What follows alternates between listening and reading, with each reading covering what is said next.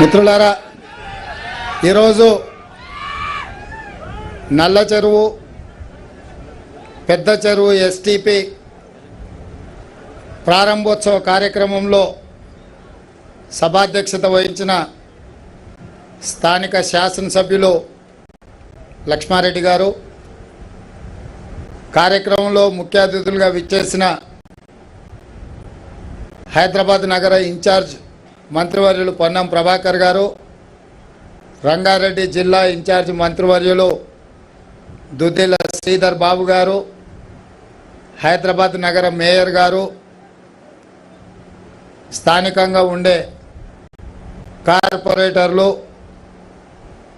అదేవిధంగా ఇక్కడికి జిహెచ్ఎంసి అధికారులు, హెచ్ఎండిఏ అధికారులు, ఈ ప్రాంతంలో ఉండే యువకులు పెద్ద ఎత్తున వచ్చి ఈ అభివృద్ధి కార్యక్రమంలో పాల్గొన్నందుకు మీకు అందరికీ మనస్ఫూర్తిగా ధన్యవాదాలు తెలియజేస్తున్న మిత్రులారా. ఈ ప్రాంతంలో ఉండే సమస్యల పట్ల నాకు సంపూర్ణమైన అవగాహన ఉన్నది. 5 సంవత్సరాలు మీ అభిమానంతో పార్లమెంట్ సభ్యుడిగా దేశంలోనే పెద్దదైన మల్కాజ్గిరి పార్లమెంటుకు బాధ్యత వహించి ఈ సమస్యలను అన్ని స్థాయిలో మాట్లాడడం జరిగింది. రోడ్ల విస్తరణ కావచ్చు, ఫ్లైఓవర్ బ్రిడ్జ్ కావచ్చు, ఉప్పల్ చౌరస్తా అభివృద్ధి కావచ్చు, ఉప్పల్ బగాయత్ కావచ్చు, మెట్రో రైలు కావచ్చు, మూసీలో ఉండే మురికి కావచ్చు, ఇక్కడ ఉండే దోమలు, కలుషితమైన నీళ్ళ సమస్యలు కావచ్చు, బస్తీలలో పేదలకు ఉండే చాలా సమస్యలు నాకు తెలుసు. రాష్ట్రంలో కూడా పేరుకపోయిన సమస్యల్ని ఒకటొకటిగా పరిష్కరించుకుంటూ హైదరాబాద్ నగర అభివృద్ధి మీద కూడా ప్రత్యేకమైన దృష్టి పెట్టినాం. ఆనాడు వైఎస్ రాజశేఖర రెడ్డి గారు ముఖ్యమంత్రిగా ఉన్నప్పుడు ఈ నగరానికి కృష్ణానది జలాలు, గోదావరి జలాలను తెచ్చి నగర ప్రజల యొక్క దాహార్తిని ఆనాడు కాంగ్రెస్ ప్రభుత్వం తీర్చింది. ఆనాడు ఔటర్ రింగ్ రోడ్డు, అంతర్జాతీయ ఎయిర్పోర్టుతో పాటు ఐటీ కంపెనీలని నగరానికి తీసుకొచ్చి మెట్రో రైలును నిర్మించడం ద్వారా హైదరాబాద్ నగరాన్ని అంతర్జాతీయ స్థాయికి అభివృద్ధి పదం వైపు ఆనాడు కాంగ్రెస్ ప్రభుత్వం నడిపించింది.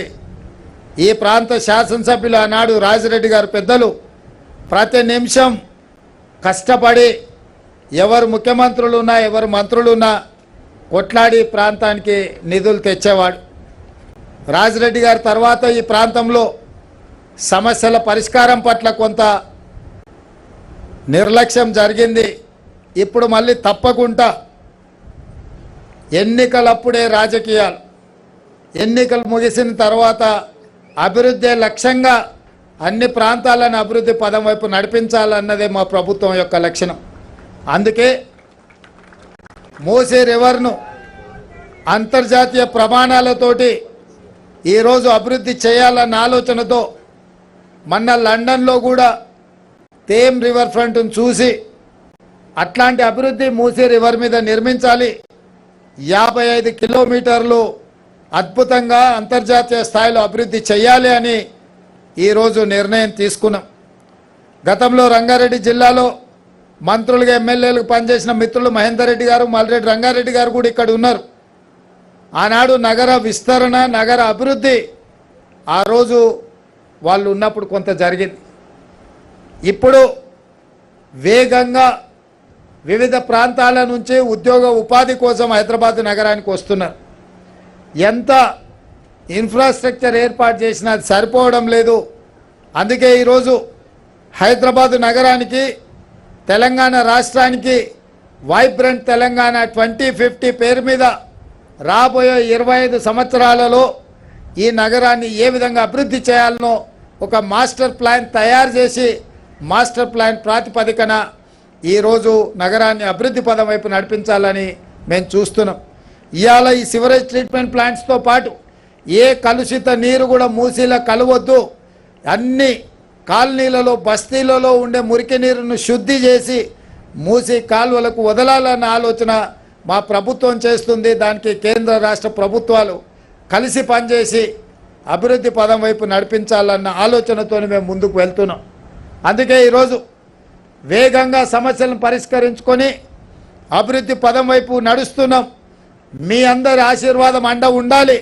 భవిష్యత్తులో మన నగరాన్ని అంతర్జాతీయ స్థాయిలో అంతర్జాతీయంగా పోటీ పడే విధంగా తీర్చిదిద్దాలి అంటే మీరందరూ అండగా నిలబడాలి.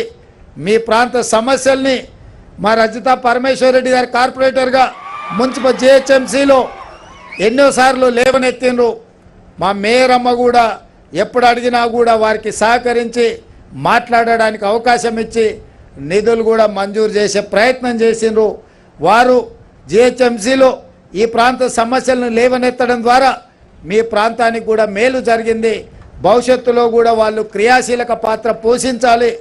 రాష్ట్ర స్థాయిలో నేను ఉన్నాను కాబట్టి ఏ నిధులు అవసరమైనా ఈ ప్రాంత అభివృద్ధికి అన్ని రకాలుగా అండగా నిలబడి ఈ ప్రాంతాన్ని అభివృద్ధి చేస్తానని తెలియజేస్తూ ఇప్పటి వరకు స్థానిక శాసనసభ్యులు లక్ష్మారెడ్డి గారు చెరువుల విషయం చెప్పిండ్రు.